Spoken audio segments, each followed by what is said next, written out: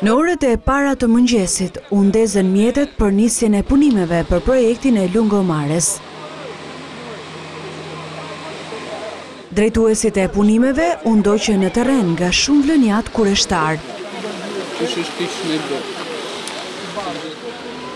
Faza e parë e Lungomares parashikohet të zgjasë 8 muaj, por do të mbyllet në një kohë më të shkurtër, tha zbatuesi i projektit Dritan Çela. Kemi kënaqësinë të bashkëpunojmë bashkë me partnerët italianë nga Venecia në realizimin e kësaj vepre kaq të madhe për qytetin. Faza e parë është mbushja me rër në gjatësi nga zona e Skelës në gjatësi deri në 2 kilometra dhe për të krijuar një nga plazhet më të mira në Shqipëri. Projekti në fazën e parë ka vlerën në 180 milion lekëve të investuara nga Fondi Shqiptar i Zhvillimit. Shëtitoria në Vlorë ishte planifikuar të fillonte punimet në shtator të vitit të kaluar.